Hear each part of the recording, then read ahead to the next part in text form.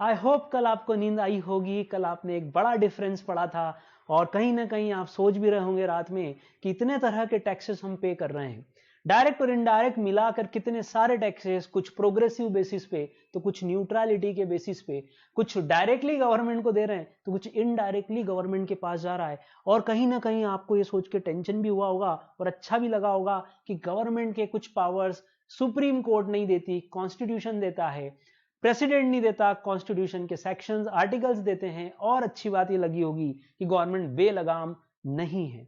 मैं चेतन मंत्री आपका स्वागत करता हूं थर्ड वीडियो में। अभी हम 2 वीडियोस में ये सब डिस्कस कर चुके हैं।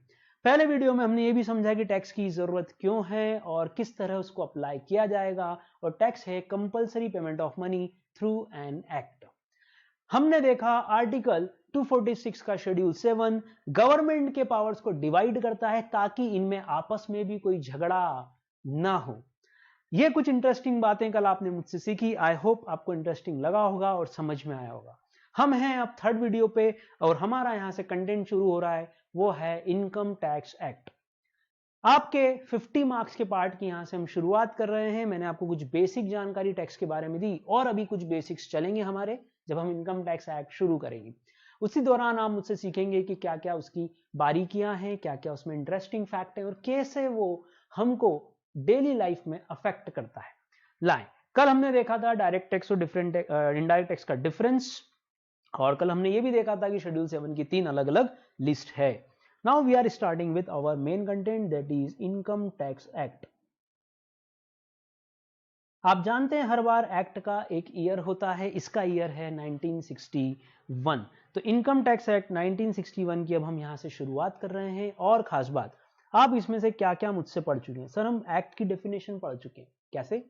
याद करो, एक्ट की डेफिनेशन थी set of rules and regulations on a particular matter frame by central government और स्टेट लेजिस्लेचर। फिर हम टैक्स की डेफिनेशन भी पढ़ चुके हैं। क्या था? Compulsory payment through an act. अब बचता है हमारा ईयर और हमारा इनकम वर्ड। तो चलो पहले ईयर पे बात करते हैं। 1961 का ये एक्ट है। 1961 में ये अप्लाई पास हुआ था। और आपको मालूम है, आप CSET में भी बहुत सारे एक्ट पढ़ के आओ और आपको मालूम है हर एक्ट एक किताब की तरह होता है। It is like a book जिसके अंदर कुछ चैप्टर्स होते हैं। तो हर बार हर एक्ट में पहले तो होंगे चैप्टर्स, और आपको बहुत खूबसूरती से ये भी मालूम है कि हर चैप्टर की शुरुआत होगी सेक्शन नंबर कहां से? 7, 17। सर मेरा लकी नंबर 13। नहीं, हर सेक्शन, हर एक्ट की शुरुआत होती है सेक्शन नंबर 1 से। तो पहला सेक्शन जो होगा आपका वो होगा सेक्शन नंबर 1। और आपने CSET में ये भी पढ़ा है कि सेक्शन 1 आपको 3 चीजों के बारे में बताता है। सबसे पहला वो बताता है अपना टाइटल, मतलब अपना नाम। हर व्यक्ति को अपना नाम पसंद होता है, इसी तरह हर एक्ट को भी उसका नामकरण किया जाता है ताकि पहचानने में, रिकॉग्निशन में आसानी हो। तो हमारा टाइटल है इनकम टैक्स एक्ट 1961। सेकंड बात जो लिखी होती है सेक्शन 1 में वो है उसका कमेंसमेंट, कि कोई भी एक्ट अगर भारत में लगा तो कब से लगा, कब से शुरू हुआ। इंडियन कॉन्ट्रैक्ट एक्ट शुरू हुआ था, याद करो, 1 सितंबर 1872 से, बहुत पुराना।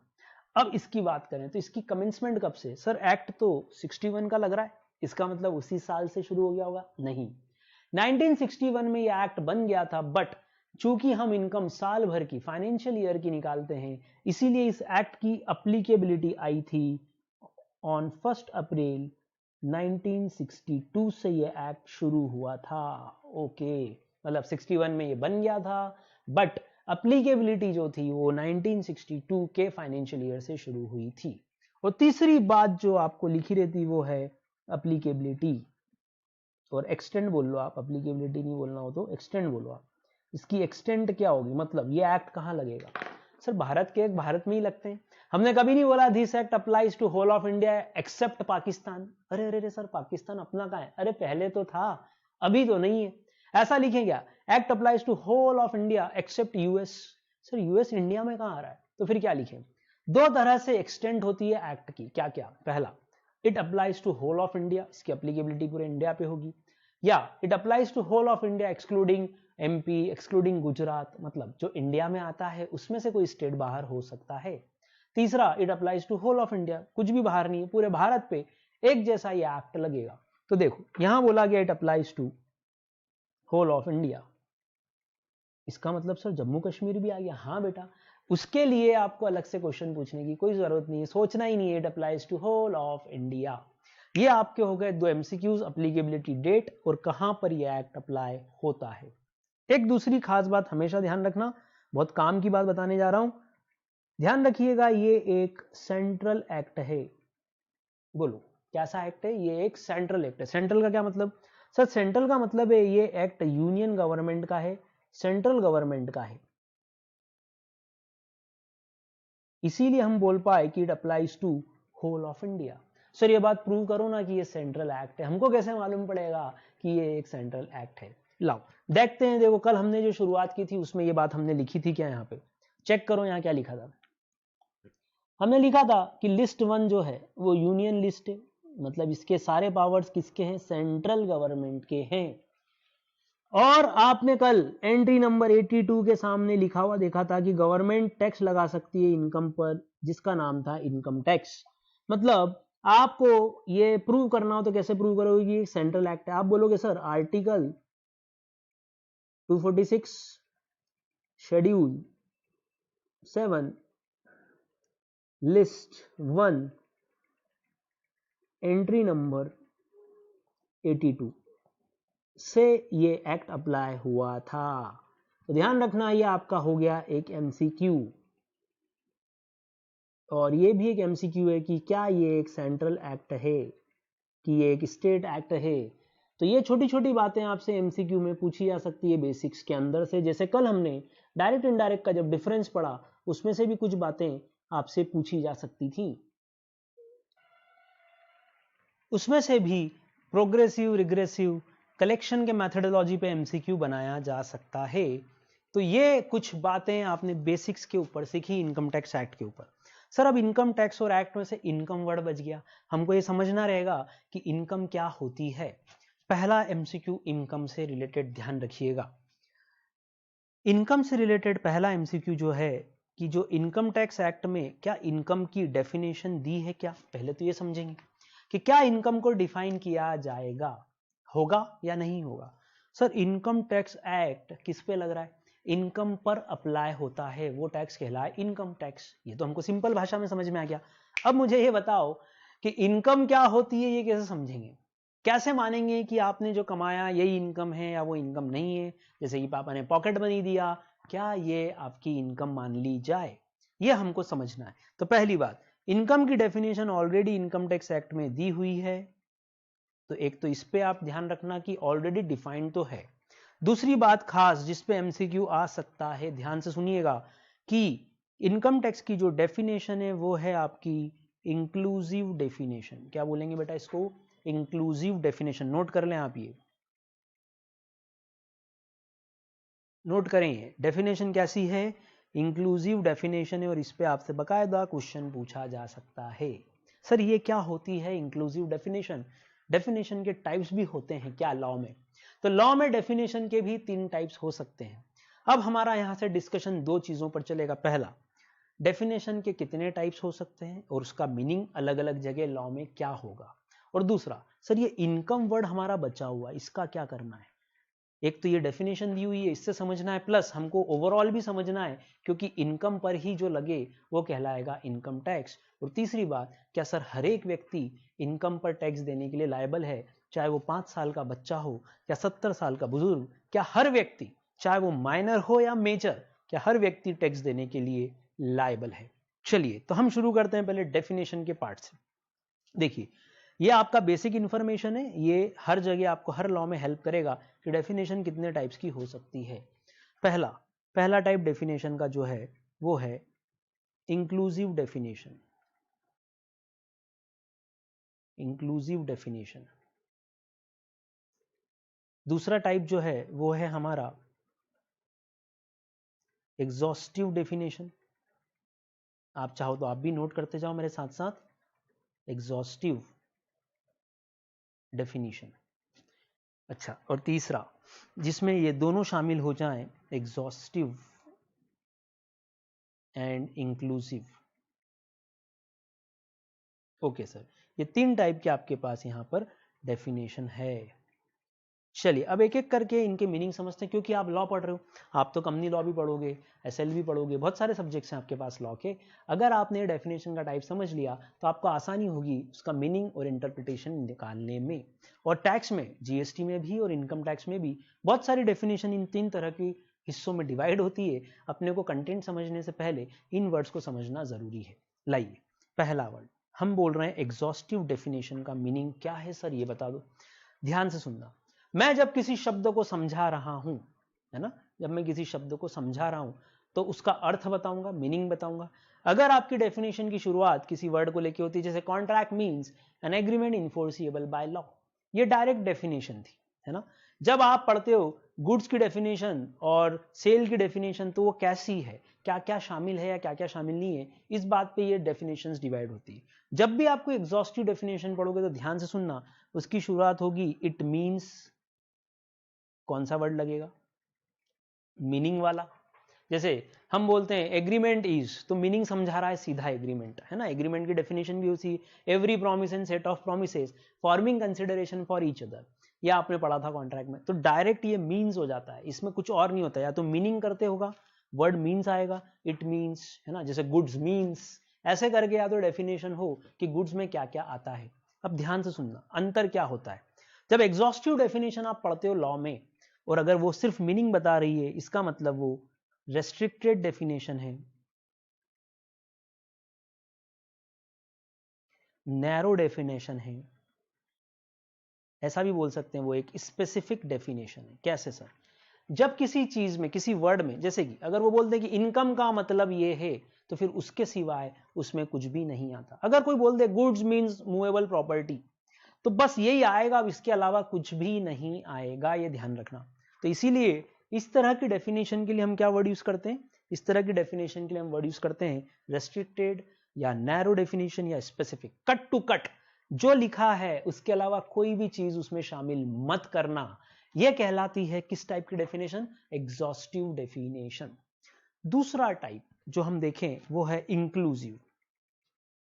सर ये इंक्लूसिव डेफिनेशन बनाने की जरूरत ही क्यों पड़ी, जब हम किसी भी शब्द का, वर्ड का मीनिंग समझा सकते थे, तो फिर जरूरत क्या है कि और हमारे पास एक इंक्लूसिव डेफिनेशन का टाइप हो। देखो सुनो, कई बार क्या होता है लॉ में, मुझे किसी वर्ड का मतलब समझाना है, अब उस वर्ड का मतलब समझाते समय मैं उसका अर्थ नहीं बता पाता। जैसे बिल्डिंग मीन्स क्या, तो सर हम बोलेंगे बिल्डिंग मीन्स 4 दीवार और एक छत, एक डेफिनेशन ही हो गई मीनिंग वाली। अब क्वेश्चन आया इसमें, तो फिर झोपड़ा भी कवर हो गया, हट वो भी कवर हो गई, 4 दीवार उसमें भी होती है और एक छत उसमें भी होता है। तो कई बार जब डेफिनेशन का स्कोप बढ़ाना होता है, उसको वाइडर करना होता है, तो उसके लिए वर्ड यूज किया जाता है इंक्लूसिव। जैसे कि हमारी इनकम टैक्स एक्ट की इनकम की डेफिनेशन, क्या इनकम को समझाना आसान है। क्या इनकम में ऐसा बोलेंगे जो नौकरी करके कमाया जाए वो इनकम, जो बिजनेस करके कमाया जाए वो इनकम, बस ऐसा ऐसा लिख दोगे तो क्या होगा। मैंने एक वेजरिंग कॉन्ट्रैक्ट किया, मेरी और आपकी शर्त लगी, मेरी और आपकी शर्त लगी कि कैटरीना इंदौर आ रही है और देख अपन दोनों उससे ऑटोग्राफ लेंगे, जो भी ऑटोग्राफ ले पाएगा वो दूसरे को 1000 रुपए देगा। शर्त लग गई साहब, कैटरीना इंदौर उतरी, मैं और आप दौड़े दौड़े गए, हम दो दोस्त, और मैंने जैसे तैसे भीड़ में घुस के पुलिस वालों के एक दो लट्ठ खा के कैटरीना के पास जाके उसका फैन बन के धीरे से उससे एक सिग्नेचर ले लिया और मैं शर्त जीत गया। अब बताओ ये 1000 रुपए इनकम है या नहीं। तो इस तरह तो इनकम की डेफिनेशन गड़बड़ा जाएगी। अगर सिर्फ मीनिंग शामिल करें तो बताओ, क्या मैंने नौकरी से कमाया, क्या मैंने बिजनेस से कमाया, मेरी तो वेजरिंग कॉन्ट्रैक्ट था, और आप लॉ में पढ़ते हो वेजरिंग कॉन्ट्रैक्ट वॉइड है, क्या करें, क्या करें इसका। अब इसीलिए डेफिनेशन का टाइप इंक्लूसिव होता है और उस डेफिनेशन की शुरुआत होती है इस वर्ड से।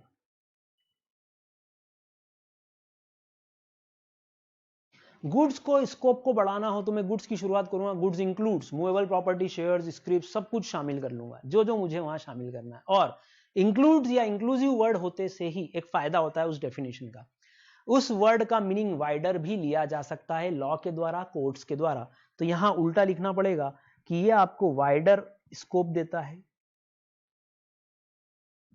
यह आपके स्कोप को वाइड कर देता है, ग्रेटर या लार्जर सेंस में इसको समझा जाता है। लॉ में अगर कभी कोई कंफ्यूजन हुआ तो ज्यादा बड़े सेंस में इस वर्ड को समझा जाएगा। बताओ क्या लगता है, ये जो मैंने वेजरिंग कॉन्ट्रैक्ट में 1000 रुपए कमाए या मैंने लॉटरी खुल गई मेरी, तो क्या इसको इनकम माने? तो लॉ अगर लार्जर सेंस मिलेगा तो बोलेगा यार इनकम इस तरह से भी तो कमाई जा सकती है। तो जब डेफिनेशन का दायरा, स्कोप, एरिया बढ़ाना होता है, एक वर्ड को जब समझाना मुश्किल हो, ये भी एक कंडीशन है। जब किसी वर्ड का मीनिंग निकालना पॉसिबल ना हो, जैसे कि love, what is love, what is love, define love, अरे यार कैसे समझाएं, तो बड़ा टफ होता है कुछ वर्ड्स को समझाना, तो वहां पर भी इंक्लूसिव डेफिनेशन ली जाती है। तो ये ध्यान रखिएगा, लार्जर सेंस देगा, वाइडर स्कोप होगा। जब मीनिंग समझाना पॉसिबल ना हो, किसी शब्द का मीनिंग पॉसिबल ना हो, क्यों? क्योंकि मीनिंग समझाएंगे तो वो रेस्ट्रिक्ट हो जाएगा। जैसे कि अगर इनकम की डेफिनेशन मीनिंग वाली होती तो वो रेस्ट्रिक्ट हो जाती। आपने इनकम की डेफिनेशन में 10 तरीके लिख दिए कि कोई इस तरीके से कमाएगा तो इनकम मानेंगे, तो यार मैं 11वें तरीके से कमाने लगूंगा, वो इनकम में आएगा ही नहीं, तो मुझे टैक्स लगेगा ही नहीं। तो सोचो गवर्नमेंट ने और लॉ मेकर्स ने क्या दिमाग लगाया कि इनकम की डेफिनेशन को रेस्ट्रिक्ट मत करो, इसको वाइडर रहने दो, और इसीलिए इनकम की डेफिनेशन इंक्लूसिव बनाई गई। अब ध्यान रखना आप ये बात कि जब भी किसी डेफिनेशन का वर्ड का दायरा बढ़ाना होगा, उसमें हमेशा वर्ड आएगा कौन सा? Inclusive, includes. ये बात समझ में आई। तीसरी डेफिनेशन एग्जॉस्टिव एंड इंक्लूसिव। कुछ कुछ आपको दोनों तरह की डेफिनेशन समझ में आई, तो आपको ये समझ पड़ रहा होगा कि यहां दोनों तरह की चीजें शामिल होंगी। डेफिनेशन की शुरुआत होगी, चेक करें,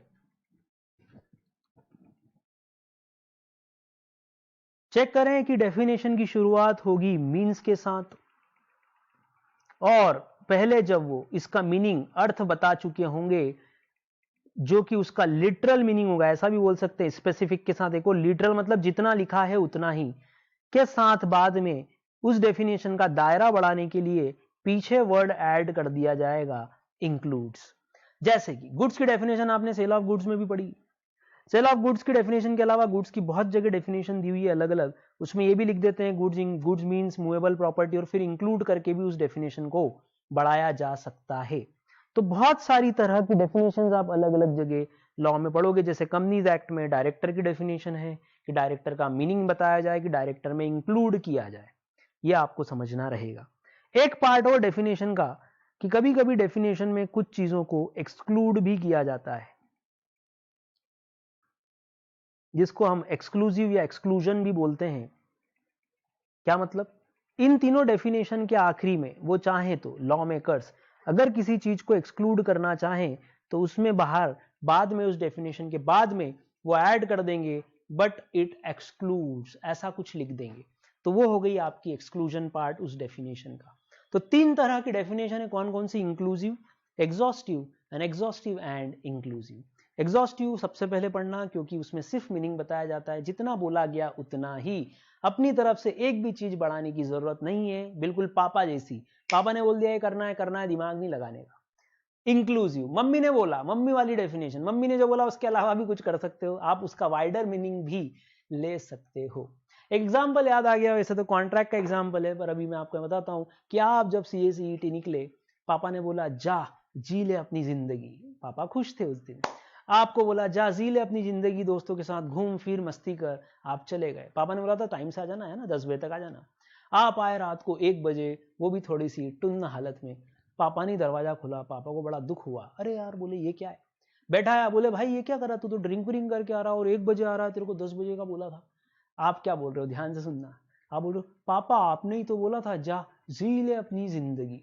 बताओ तुमने उस जी ले अपनी जिंदगी वर्ड का एग्जॉस्टिव मीनिंग निकाला कि इंक्लूसिव? सर हमने हमारे हिसाब से उसको इंक्लूसिव कर लिया, वाइडर कर लिया, और अपने हिसाब से एंजॉय कर लिया। ये था इंक्लूसिव डेफिनेशन या इंक्लूड करके समझने का पर्पस। खैर ये तो हो गई आपको नॉर्मल सेंस में समझाने की बात, पर लॉ में हर एक डेफिनेशन का अपना इंपॉर्टेंस है और हर एक वर्ड का अपना इंपॉर्टेंस है। तो ध्यान रखिएगा, ये 3 तरह की definition along with some exclusions, और इंक्लूसिव डेफिनेशन है इनकम की, यह आपसे एमसीक्यू पूछा जा सकता है। नेक्स्ट पार्ट क्या होगा, चलो नेक्स्ट पार्ट ध्यान से सुनिए। नेक्स्ट पार्ट है कि क्या इंडिया में, थोड़ा सा इसकी हिस्टोरिकल एस्पेक्ट की बात करते हैं कि इंडिया में ये इनकम टैक्स आया तो आया कैसे आया। चलो, सबसे पहली बार ये एक्ट आया था 1860 में, है ना, जो इतिहास अभी तक मिलता है अपने को, वो मिलता है 1860 से। 1860 से जब ये इतिहास मिलता है तो ये एक्ट किसने बनाया होगा इनकम टैक्स? पहली बार सर ब्रिटिशर्स ने। उस समय हमारे ऊपर ब्रिटिश हुकूमत थी, ब्रिटिशर्स का राज था और ब्रिटिश गवर्नमेंट ने ये एक्ट बनाया। पर ऐसा क्या हुआ कि ब्रिटिश गवर्नमेंट ने ये एक्ट बनाया? सोचने वाली बात ये है, 1860 में ही क्यों?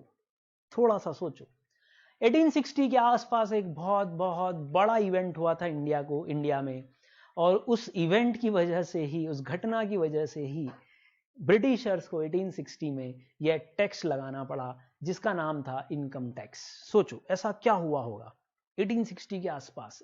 गांधी जी का बर्थ गांधी जी का बर्थ हुआ, उससे एकदम से ब्रिटिशर्स डर थोड़ी ना जाएंगे कि टैक्स लगा देंगे। सोचो थोड़ा सा और कुछ याद हो तो एक लाइन आपको याद दिला देता हूं हिंट के लिए। आपने सुनी जरूर होगी एक कविता भी कि खूब लड़ी मर्दानी वो तो झांसी वाली रानी थी।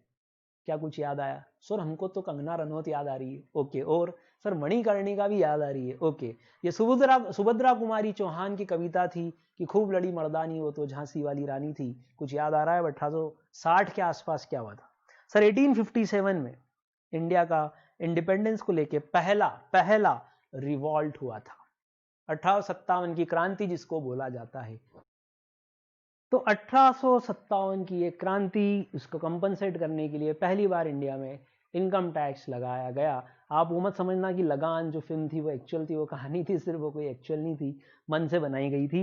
बट हाँ, ब्रिटिशर्स ने ये टैक्स लगाया था। अब हमको लगता है कि हर चीज इंडिया में जो इंडिपेंडेंस के पहले या उसके बाद जो इंडिया था उसमें हुई, वो सब ब्रिटिशर्स ही करके गए क्या? चाहे वो रेल हो, चाहे वो टेलीफोन हो। तो ऐसा नहीं है। हम लोग पिछले 1000 साल से गुलाम रहे इंडिपेंडेंस से पहले, तो हमको लगता है हर चीज ब्रिटिशर्स, पोर्तुगीज, फ्रेंच वाले लोग, मुगल्स यही करके गए। इंडिया में, हिंदुस्तान में कुछ था ही नहीं। तो ऐसा नहीं है, गलत है। इंडिया बहुत साल पहले से टैक्सेशन सिस्टम होता, हजारों साल पहले से आप उनकी किताबें देखोगे तो आपको मिलेगा कि इंडिया में टैक्सेशन सिस्टम था हमेशा से, क्योंकि राजा को भी तो राज्य चलाना है। आज राजा की जगह कौन है? गवर्नमेंट। और प्रजा की जगह कौन है? पब्लिक, हम लोग, सिटीजन्स। तो आज भी सरकार को चलाना है, उस समय राजा को भी अपना राज्य या देश चलाना होता था। 3 एग्जाम्पल्स मैंने आपको दिए। सबसे पहला मनुस्क्रिप्ट या मनुस्मृति जिसको बोलते हैं, महाराज मनु की लिखी हुई ये किताब है जिसमें उन्होंने संस्कृत में श्लोक लिखे थे। उसमें से एक श्लोक ये बताता है कि कैसे टैक्स लिया जाना चाहिए, एक राजा को कितना टैक्स लेना चाहिए जनता से। तो उन्होंने एग्जाम्पल दिया था कि जैसे सूरज पानी की बूंद खींचता है ताकि वापस बारिश करवा सके, एक राजा को भी जनता से सिर्फ उतना ही टैक्स लेना चाहिए तो उसका फायदा वापस पब्लिक को, जनता को मिल जाना चाहिए। सेम बात इसी तरह की राजा विक्रमादित्य जो उज्जैन और महाकाल की नगरी के राजा थे 2000 साल पहले, उनके नवरत्नों में से एक, उनके दरबार में जो 9 रत्न थे उसमें से एक थे कालिदास। बहुत बढ़िया इन्होंने किताबें लिखी, आज भी लोग इन किताबों को पढ़ते हैं। उन्हीं में से एक किताब में डिस्कशन था कि किस तरह राजा को टैक्स लिया जाना चाहिए राजा के द्वारा। और चाणक्य, सबसे फेमस व्यक्ति जिसको लोग आज भी फॉलो करते हैं, और कई लोग तो अमित शाह को भी चाणक्य बोल देते हैं, नरेंद्र मोदी का। जबरदस्त आदमी जिसने एक बच्चे को राजा बनाया, जिसने अपने अपमान के बदले एक राजा को हटाया और एक छोटे से बच्चे को राजा तक बना दिया। उसने किताब लिखी थी अर्थशास्त्र। उस अर्थशास्त्र, इकोनॉमिक्स में क्लियरली उन्होंने टैक्सेशन सिस्टम के बारे में डिस्कस किया था। और अच्छी बात, इनका टैक्सेशन सिस्टम इंडिया में भी बहुत समय तक फॉलो हुआ, हो भी रहा है। बाहर की कंट्रीज में भी इनकी कुछ बातें हमेशा फॉलो की जाती हैं। तो ये कुछ मैंने आपको एग्जांपल्स दिए ताकि हमको आज रात को बढ़िया सी नींद आए कि टैक्सेशन सिस्टम सिर्फ ब्रिटिशर्स की देन नहीं है। हमारे जो पुराने लोग थे बहुत महान थे, उनमें बहुत जबरदस्त अक्ल थी और अपने से ज्यादा कॉमन सेंस था। ये सारी बातें तो आज से हजारों साल पहले लिख के जा चुके हैं।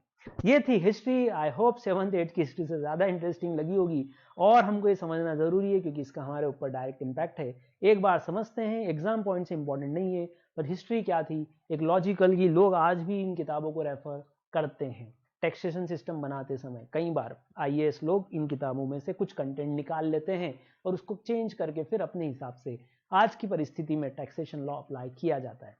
नेक्स्ट क्वेश्चन हमारे पास है, सर इनकम टैक्स और एक्ट में से हमने टैक्स पढ़ लिया, एक्ट पढ़ लिया, इनकम पढ़ लिया। नहीं, इनकम नहीं पढ़ा, इनकम समझना है। पर सर उसकी आपने बोला ना डेफिनेशन है, तो अब इसमें क्या समझना? यार बात तो सही है कि डेफिनेशन है तो हम सीधे डेफिनेशन पढ़ सकते हैं, पर जब हम डेफिनेशन पढ़ेंगे तो हमको लगेगा हाँ ठीक है ये भी शामिल है, ये भी इंक्लूडेड है, क्योंकि इंक्लूसिव है। उन्होंने दे रखे हैं 25-30 पॉइंट की, ये इंक्लूड इंक्लूड इंक्लूड इंक्लूड। हम पढ़ लेंगे तो मजा नहीं आएगा, हमारा सेंस डेवलप नहीं होगा कि इनकम क्या होती है, किस चीज को इनकम माना जा सकता है। हम लॉजिकल रीजनिंग करें ज्यादा बेटर है। एमसीक्यू एग्जाम में हमको सोचना पड़ेगा, रटना नहीं है, रटना ज्यादा नहीं है, सोचना ज्यादा है। और बीइंग अ कंपनी सेक्रेटरी आप आगे कंपनी को संभालोगे, ऊपर का माला अपना चलना जरूरी है। ये जो खोपचा है इसकी वर्किंग बहुत जरूरी है कि दिमाग चले।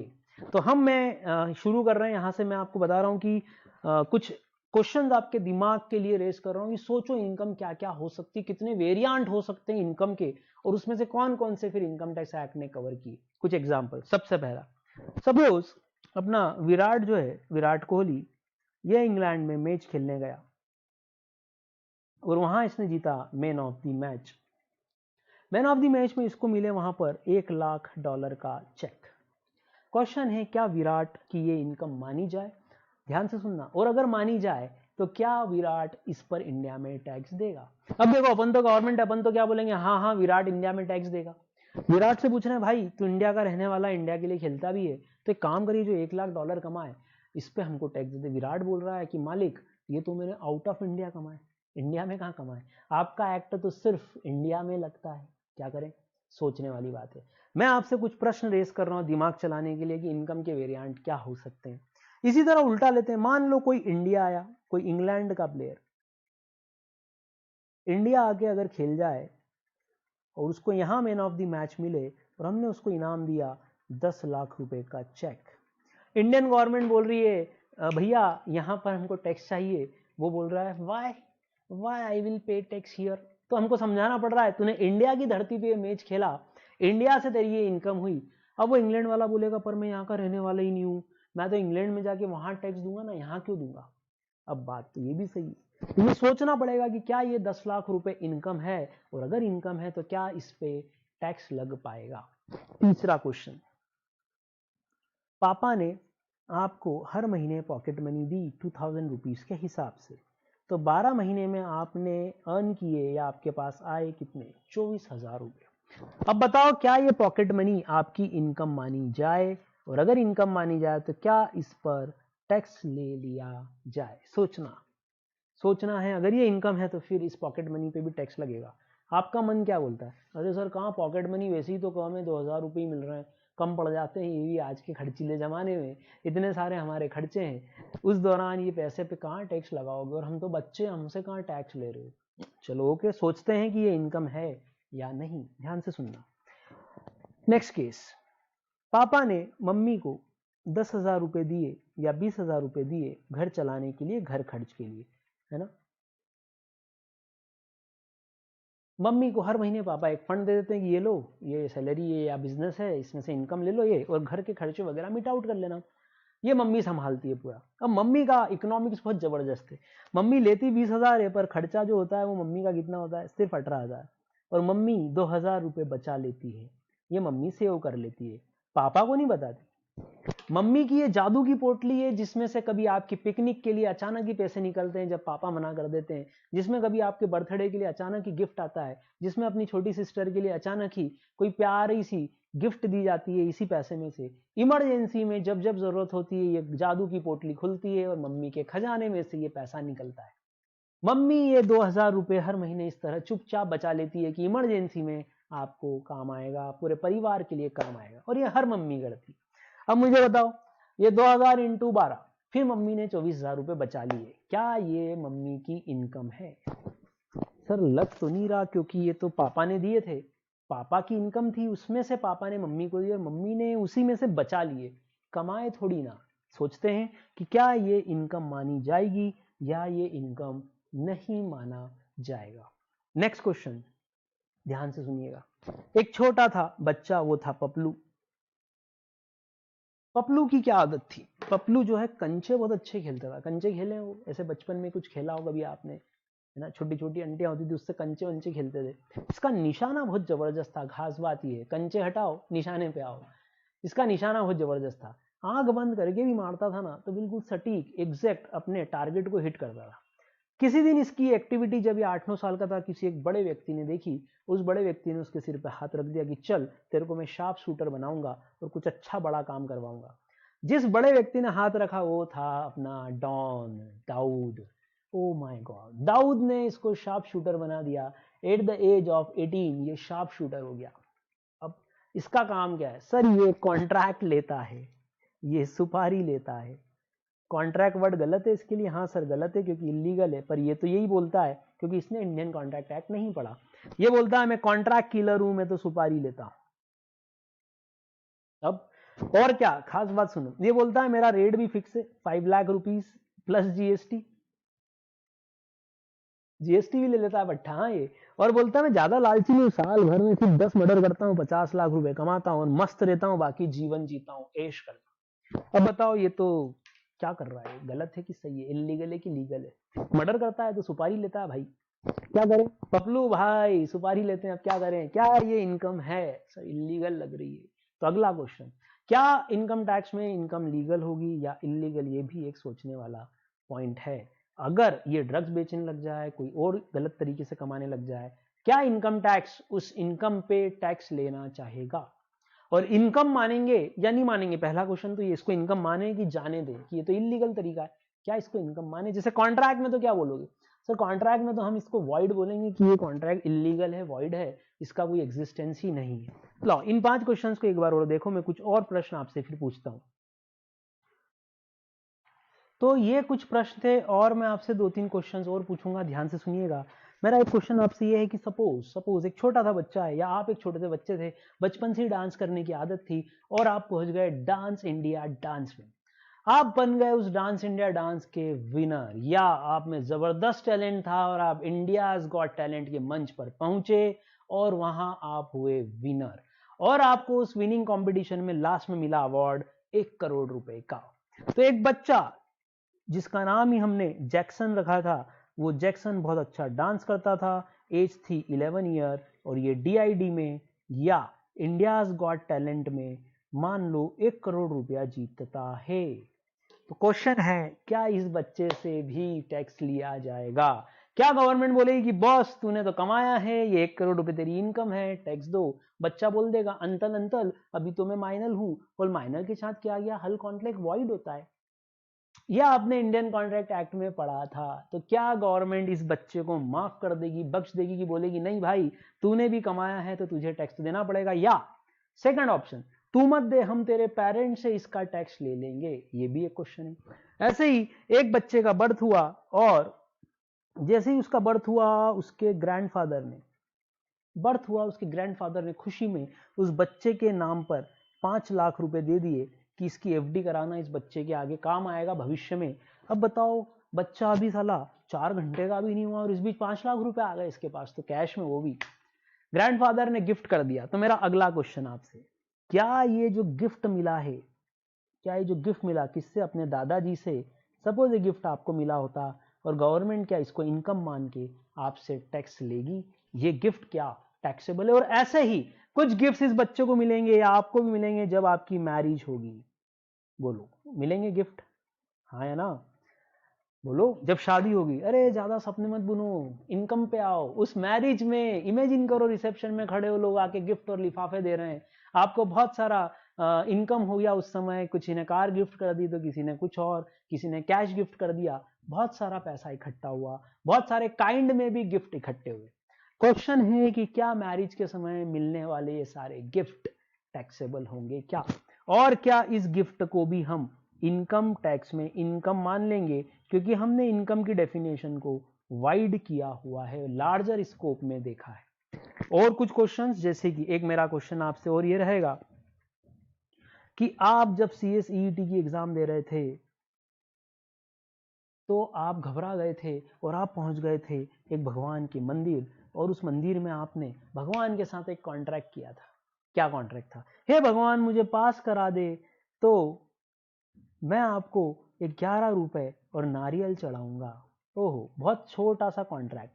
कॉन्ट्रैक्ट क्यों बोल रहे हो सर? ये तो भगवान है, हमारी श्रद्धा है। हाँ, पर तुमने तो कॉन्ट्रैक्ट किया, कहाँ है प्रेम, कहाँ है श्रद्धा?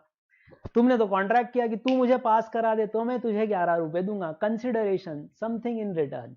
ये तो कॉन्ट्रैक्ट की तरह करके आए थे, भगवान मुस्कुरा दिए कि ये प्रेम से भी बात करता, प्यार से भी बोलता तो भी मैं पास करा देता। खैर, भगवान 11 रुपए में ही प्रसन्न हो गए। भगवान भोलेनाथ थे, नाम ही भोलेनाथ है, शंकर भगवान का मंदिर था, भगवान भोलेनाथ थे, तो आपको 11 रुपए के नाम पे पास करा दिया।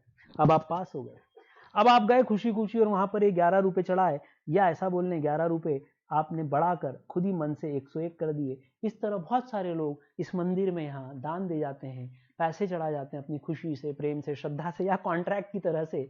पर क्या मंदिर को इनकम हो रही है, मस्जिद को इनकम हो रही है, चर्च को इनकम हो रही है, गुरुद्वारे में ऐसी इनकम हो रही है?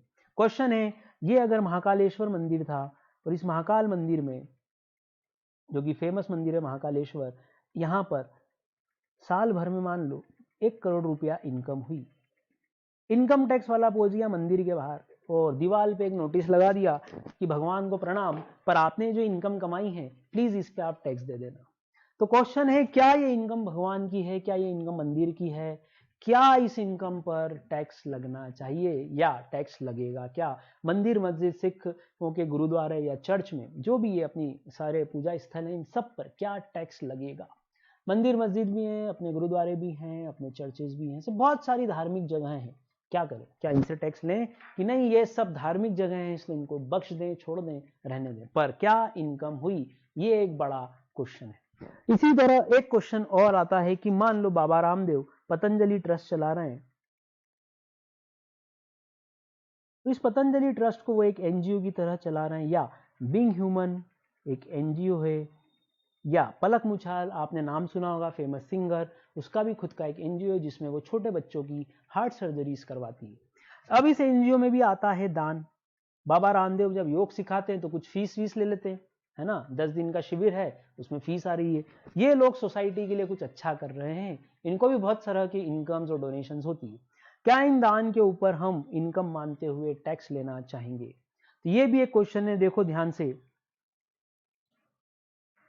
क्या इस तरह के दान जो ट्रस्ट को, मंदिर को, इन सब जगहों पे जा रहे हैं, क्या इसको इनकम मानकर टैक्स लिया जाना चाहिए? ये तो सोसाइटी के लिए बहुत अच्छा काम कर रहे हैं, क्या इनसे भी जो दान आ रहा है उस पर टैक्स लें?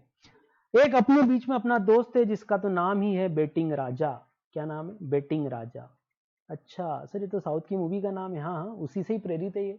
बेटिंग राजा का हमने नाम बेटिंग राजा क्यों रखा? क्योंकि वो दिन भर शर्त ही लगाता रहता है, हर चीज पे शर्त। टीचर आएगा कि नहीं, लगी 10-10 की।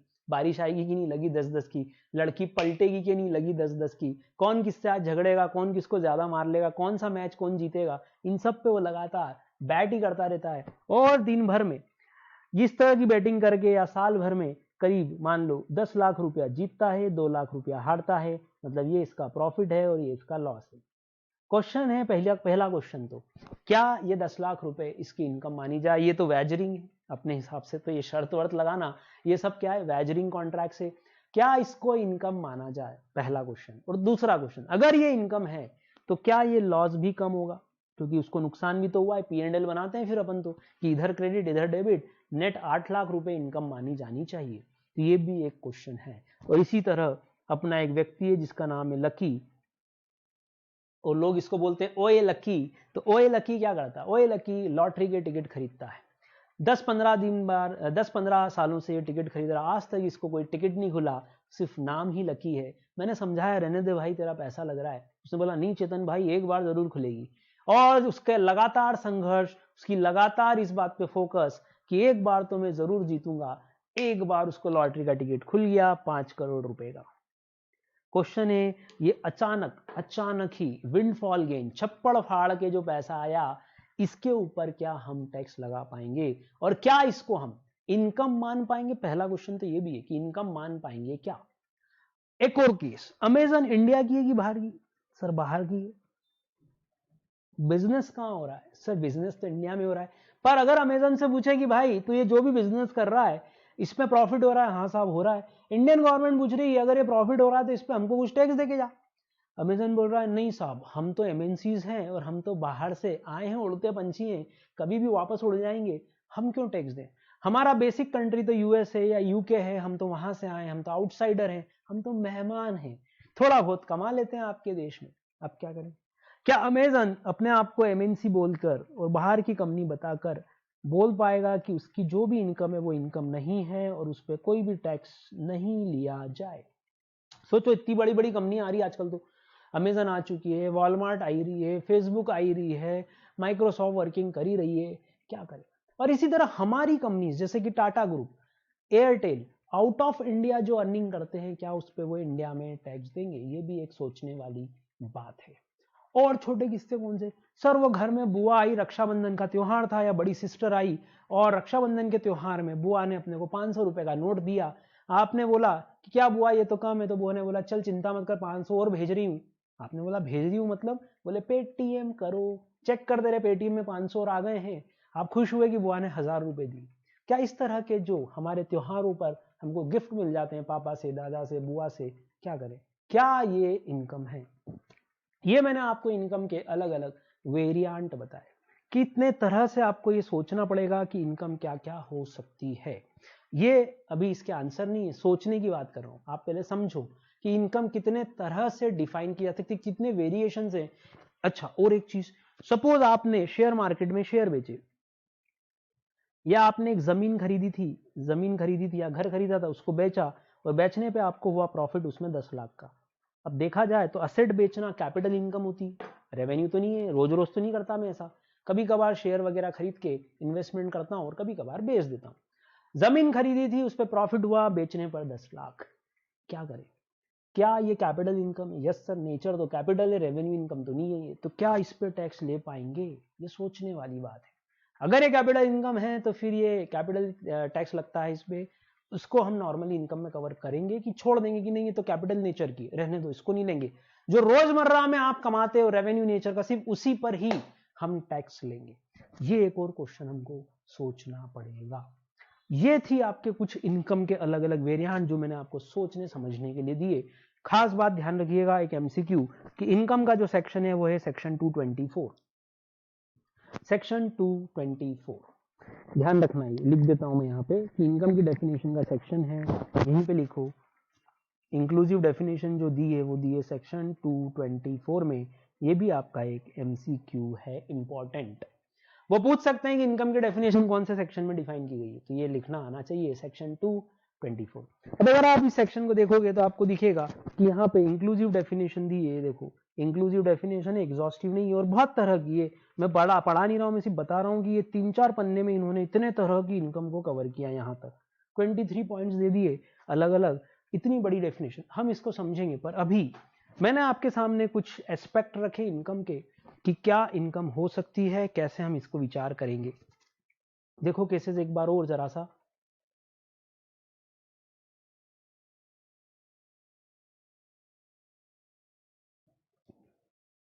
तो ये कुछ अलग अलग केसेस हैं। अब नेक्स्ट पार्ट आप सोचिएगा, इसके जवाब आपको बिल्कुल मिलेंगे, मुझसे ही मिलेंगे, मैं ही इनके आपको रिप्लाई भी करूंगा, पर आप सोचिएगा एक बार। अगला क्वेश्चन है, सर क्या इंडिया में जब इनकम की बात हो जाती है कि इनकम कमाई, तो क्या हर व्यक्ति टैक्स पे करने के लिए लायबल है? जैसे कि हम कैसे समझेंगे कि ये व्यक्ति या वो व्यक्ति इनकम पे टैक्स पे करने के लिए लायबल है? कैसे डिसाइड होता है कि किसी की इनकम अगर मान भी ली जाए कि उसने कमाया तो टैक्स देने के लिए वो लायबल है? कैसे समझेंगे? तो पहला वर्ड जो यहाँ इनकम टैक्स में आता है वो आता है बॉस हमारा असेसी। क्या वर्ड आता है? असेसी। हिंदी वर्ड बहुत ही प्यारा है इसका, वो है करदाता। ये आपका कंटेंट शुरू हो चुका है। हाँ, हम टाइम पास नहीं कर रहे हैं कि कुछ तो भी पढ़ा रहा हूं मैं। इनकम टैक्स एक्ट का पहला चैप्टर आपका यहाँ से शुरू हो चुका है। हमारे पास बहुत ज़्यादा टाइम नहीं है वेस्ट करने को। जून अटेम्प्ट है हमारा, हमको कोर्स करना है फरवरी एंड तक, टाइम थोड़ा सा कम है और कोर्स बड़ा है। सितंबर ऑलरेडी चल रहा है, अक्टूबर, नवंबर, दिसंबर, जनवरी, फरवरी, 5 महीने कम से कम लगते हैं, 5 से 6 महीने नॉर्मली फेस टू फेस में भी लगते हैं। इसीलिए हम कंटेंट शुरू कर चुके हैं, कोई बकवास, कोई टाइम पास नहीं हो रहा है। तो ध्यान से सुनिएगा, असेसी कौन है? आपने पूछा सर टैक्स देने के लिए कौन लायबल है? इनकम टैक्स ने एक डेफिनेशन दी असेसी की, जिसका हिंदी मतलब है करदाता। करदाता मतलब सर टैक्स पेयर। कर का मतलब टैक्स और दाता का मतलब देने वाला, देने वाला मतलब टैक्स पेयर। कौन होगा ये टैक्स पेयर? किससे हम टैक्स ले पाएंगे? तो असेसी की डेफिनेशन बहुत सिंपल सी उन्होंने लिखी, असेसी मीन्स, या असेसी में पहला मीन्स भी मत लिखो, आप लिखो असेसी अ पर्सन। सिंपल भाषा लिख रहे हैं ना, करदाता मतलब कौन? जो टैक्स देने के लिए लायबल हो। तो इंग्लिश वर्ड क्या बोलोगे? A person who is liable to pay tax. Simple. Tax payer कौन? Sir who is liable to pay tax. Simple सी बात है। अब इस डेफिनेशन का अभी और पार्ट बचा हुआ है, पर एक खास बात यहां से शुरू होती है, वो वर्ड है अ पर्सन। सर ये तो नॉर्मल लग रहा है, पर्सन कौन भी कोई भी हो सकता है, व्यक्ति नहीं, ऐसा नहीं है। ध्यान से सुनना, इनकम टैक्स में आपको इनकम की भी डेफिनेशन जब आप पढ़ते हो, एसएससी की आप डेफिनेशन पढ़ते हो, तो आपको साथ ही साथ पर्सन की डेफिनेशन भी दी गई कि पर्सन में कौन कौन शामिल होगा, पर्सन इंक्लूड्स, ऐसे करके डेफिनेशन शुरू हुई। अच्छा, मतलब अगर आपसे कोई पूछे इनकम टैक्स में कौन टैक्स देगा, हम बोलेंगे सर असेसी, जिसको असेसी बताया गया होगा इनकम टैक्स में, वही व्यक्ति टैक्स देने के लिए लायबल है। सर कौन, तो हमने बोला person who is liable to pay tax, simple definition. Person आ गया तो फिर नया वर्ड बन गया कि सर अच्छा, असेसी करदाता का पहले पर्सन होना जरूरी है, अगर वो पर्सन ही नहीं हुआ तो फिर असेसी नहीं बन पाएगा। तो देखो इधर, अब असेसी की डेफिनेशन में जो भी लोग आ जाएंगे, आपके जो भी लोग आ जाएंगे नीचे इस पूरी डेफिनेशन में, वो सब किस क्राइटेरिया पे जाएंगे, फिर असेसी की क्राइटेरिया पे जाएंगे। एक डेफिनेशन बताता हूं आपको, ध्यान से देखिएगा। आपने कॉन्ट्रैक्ट में पढ़ा था, ऑल कॉन्ट्रैक्ट्स आर एग्रीमेंट, पढ़ा था क्या ऐसा? But all agreements are not contract. बोलो, पढ़ा था? हाँ सर, ये तो बहुत फेवरेट लाइन थी। हर कॉन्ट्रैक्ट एग्रीमेंट होता है पर हर एग्रीमेंट कॉन्ट्रैक्ट नहीं होता। अब मैं यहाँ वर्ड्स बदल रहा हूँ, कॉन्ट्रैक्ट की जगह लिख रहा हूं मैं यहाँ पर all assessee are person but all person are not assessee. बोलो, ये लाइन भी ठीक लग रही है क्या? ये एमसीक्यू में पूछे तो क्या करोगे, ट्रू की फॉल्स? बोलो, एमसीक्यू में आ जाए ट्रू फॉल्स तो क्या करोगे? सर कैसे? हमने बोला assessee means a person who is liable to pay tax, ये रही हमारी definition, a person who is liable to pay tax. मतलब असेसी कौन होगा? सर वो जो पहले पर्सन हो। फिर हम यहाँ पर्सन की डेफिनेशन समझेंगे। क्या इन दोनों बातों से ये समझ में आ रहा है कि हर असेसी पर्सन होना जरूरी है, बट हर पर्सन असेसी हो ये जरूरी नहीं है। जैसे कि एक 10 साल का बच्चा पर्सन में आएगा, बिल्कुल, क्योंकि इंडिविजुअल यहां पर सबसे पहला पॉइंट है। पर्सन में सबसे पहले किसको शामिल किया गया? एक इंडिविजुअल को। इंडिविजुअल कौन? आप और मैं, natural person, that is a natural person. अब बताओ, आप और मैं आर्टिफिशियल है कि नेचुरल है? अब सर फेसबुक पे तो हम आर्टिफिशियल ही होते हैं, पर वैसे तो हम जीवित इंसान हैं, अलाइव हैं, सांसें चलती हैं, तो नेचुरल पर्सन में हम क्लासिफाई होने चाहिए। तो अब मुझे बताओ, आप नेचुरल पर्सन हो कि नहीं? सर है ना, हम इंडिविजुअल है। अच्छा, मम्मी, सर मम्मी भी नेचुरल पर्सन है। पापा बिल्कुल, छोटा भाई छोटी बहन बिल्कुल। मतलब 5 साल का बच्चा, हाँ सर वो भी। अच्छा, एक दिन का बच्चा जिसको बर्थ ली अभी 24 घंटे भी नहीं, सर वो भी पर्सन तो है। अब मुझे बताओ, वो पर्सन तो हो सकता है, एक दिन का बच्चा या 5 साल का बच्चा पर्सन तो हो सकता है, पर क्या असेसी हो ये जरूरी है? क्या वो टैक्स पे करे ये जरूरी है? नहीं सर। हम खुद 18 ईयर्स के हो चुके हैं, आपकी बात कर रहा हूं। हाँ, हम खुद 18 ईयर्स के हो चुके हैं, तो हम पर्सन तो हैं, बट हम असेसी कहाँ है? अभी हम इनकम भी नहीं करते और हम टैक्स पे करने के लिए लायबल भी नहीं है। Very good. इसका मतलब आप पर्सन तो हो, पर आप अभी असेसी नहीं हो पाए। तो हमको ये समझना पड़ेगा कि ऑल असेसीज आर पर्सन। जब भी किसी के लिए असेसी बोल दोगे, पापा बोलो पापा असेसी है, हाँ पापा कमाते भी है, पापा टैक्स भी देते हैं, तो पापा पर्सन है। हाँ, पापा भूत थोड़ी ना है, पापा पर्सन है। पापा पर्सन है तो फिर क्या वो असेसी हुए? बिल्कुल। तो पापा के लिए मैं असेसी वर्ड यूज कर सकता हूं, बट आपके लिए, सर हम पर्सन जरूर हैं पर हम कोई भी टैक्स वगैरह पे नहीं करते। तो ये सेंटेंस एमसीक्यू में आता है, आप नोट करो। ये आ जाए तो आपको लिखना है ऑल असेसीज, इस लाइन को काट के, all assessee are person but all person are not assessee. Note करो बेटा ये।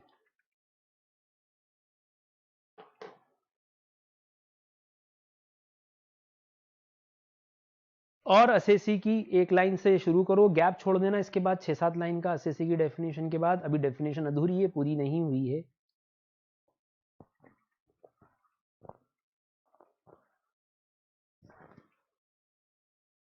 तो ऑल असेसी आर पर्सन कैसे मालूम बोला? कोई बोले प्रूव करो, तो हम बोलेंगे सर असेसी की शुरुआत ही किससे हुई? असेसी की शुरुआत हुई पर्सन वर्ड से। तो हम समझ गए कि असेसी वही होगा जो पहले पर्सन हो, पर हर पर्सन असेसी हो ये भी कोई जरूरी नहीं है। तो ये सेंटेंस ट्रू है। इसमें नॉट वर्ड का इंपॉर्टेंस है भैया। हाँ, अगर वो बोल दें ऑल पर्सन, ऐसा एक और क्वेश्चन दे दें कभी एग्जाम में, ऑल पर्सन आर असेसी, बताओ क्या करोगे? All person are assessee. अगर इस पर ट्रू या फॉल्स हो तो क्या लिखोगे? सर हम बोलेंगे ये फॉल्स है, ये सेंटेंस, ये स्टेटमेंट फॉल्स है।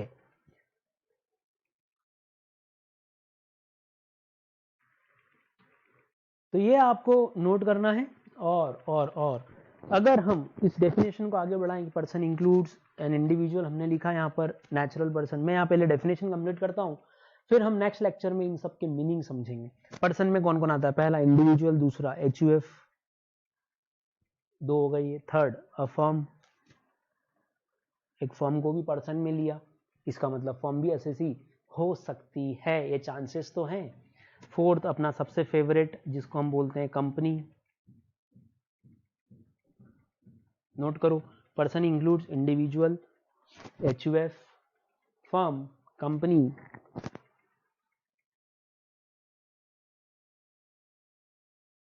नेक्स्ट है artificial, sorry association of person ले लो पहले, association of person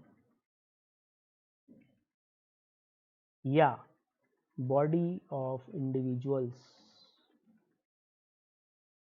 body of individuals. ये क्या है समझेंगे, अभी पहले हम कंटेंट लिख रहे हैं।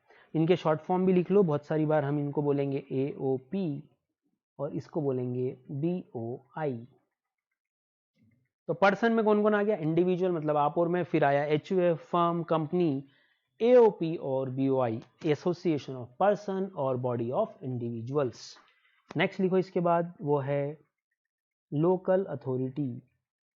ये कौन होगा सर? बता रहा हूं बेटा, इस पर डिस्कशन करेंगे, पर अभी पहले हम डेफिनेशन कंप्लीट कर रहे हैं। Local authority. और आखिरी है आर्टिफिशियल ज्यूरिडिकल पर्सन, AJP, हम लोग इसको शॉर्ट में कई बार यूज कर लेते हैं, AJP, आर्टिफिशियल ज्यूरिडिकल पर्सन। इन सब के मीनिंग हमको समझने हैं। पर्सन में कौन कौन आ गया? रिपीट करो, डेफिनेशन इंक्लूसिव है, individual HUF, firm, company AOP BOI, local authority और आखिरी है आर्टिफिशियल ज्यूरिडिकल पर्सन। मतलब जो यहां आएंगे उसके बाद हम चेक करेंगे कि इनमें से कौन कौन व्यक्ति असेसी है, कौन कौन पर्सन। पर्सन को हिंदी में बोलते भी व्यक्ति है इनकम टैक्स में। कौन कौन इनमें से करदाता बनेगा, है ना, कौन कौन इनमें से असेसी बनेगा। हम इन सब कंटेंट को समझेंगे। और जो असेसी की डेफिनेशन आज थोड़ी सी अधूरी, अभी एक पार्ट, इसके 3 पार्ट और हैं, उनको कंप्लीट करेंगे। तो नेक्स्ट वीडियो में हम फिर मिलेंगे, तब तक आप इन सब बातों को रिपीट कीजिए। देखिए आज हमने क्या क्या देखा, वापस से बता रहा हूं। सबसे पहले हमने शुरू किया आज इनकम टैक्स एक्ट 1961, अप्लीकेबिलिटी ध्यान रखना, कमेंसमेंट ध्यान रखना 1/4/1962, और होल ऑफ इंडिया पे ये अप्लाई होता है। इनकम की डेफिनेशन का सेक्शन है सेक्शन 234, और इनकम की डेफिनेशन है इंक्लूसिव, ध्यान रखिएगा। सेंट्रल एक्ट है, यूनियन गवर्नमेंट का एक्ट है, शेड्यूल 7 की लिस्ट 1 की एंट्री नंबर 82, वापस से शेड्यूल 7 लिस्ट 1 एंट्री नंबर 82 में सेंट्रल गवर्नमेंट को यह पावर दिया गया था कि वो ये टैक्स अप्लाई कर पाए। साथ ही साथ 3 तरह की definition, inclusive, exhaustive and exhaustive and inclusive. कुछ क्वेश्चंस जो आपके दिमाग को हिलाएं और सोचने में मजबूर करें कि क्या चीज इनकम में आ सकती है। थोड़ा सा हमने इसका इतिहास देखा, बैकग्राउंड क्या था, और साथ ही साथ असेसी कौन होगा, कौन करदाता होगा, उसके लिए पहली डेफिनेशन जो हमको समझनी होगी वो होगी पर्सन। तो इसको नोट करें। कल यहां से मैं आपको एक एक करके इन पॉइंट्स को समझाऊंगा कि पर्सन कौन होगा और असेसी कौन होगा। ये कल हम नेक्स्ट वीडियो में देखेंगे। तब तक के लिए अपना ध्यान रखिएगा। Take care of yourself. Thank you.